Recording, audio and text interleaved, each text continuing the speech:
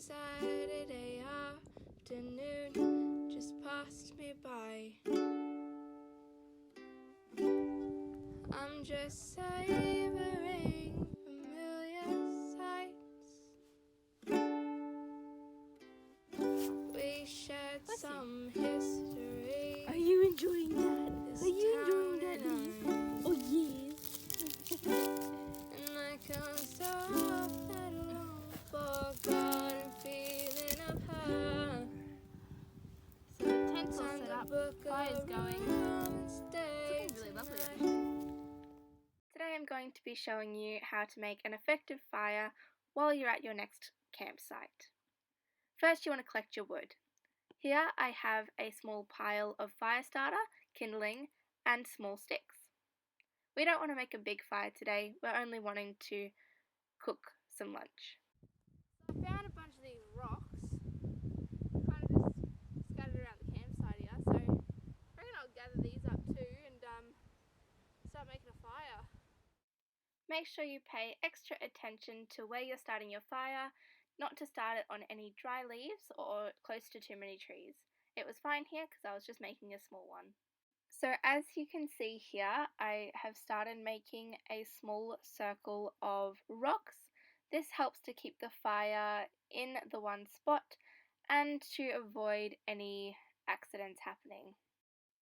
As I mentioned before, I am only making a small fire as it was a very windy day on this day and I only needed it to cook my lunch.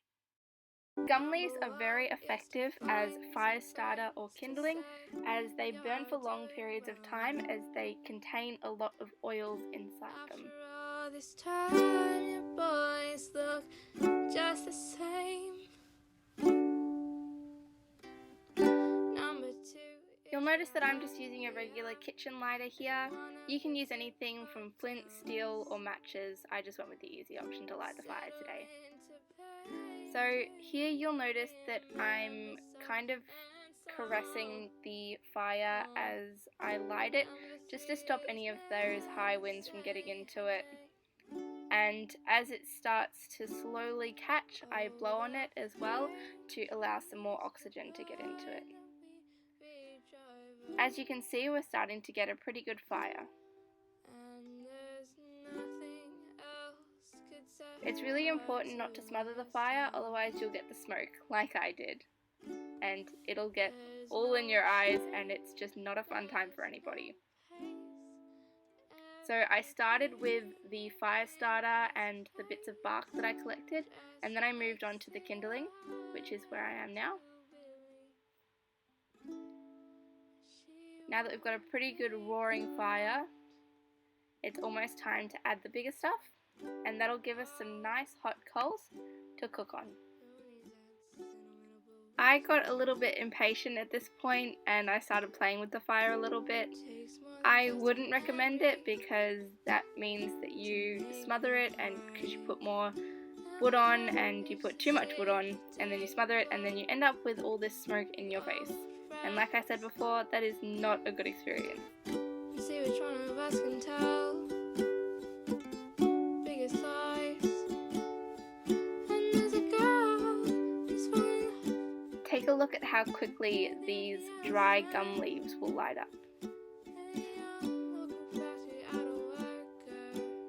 That just goes to show you how quickly a bushfire can start.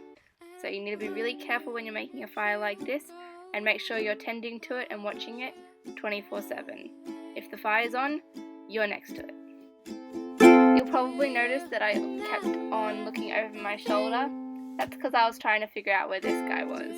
I always recommend bringing your furry friend along because they make the experience so much more enjoyable and you're able to see it from a different perspective. And now you're ready to start making your lunch.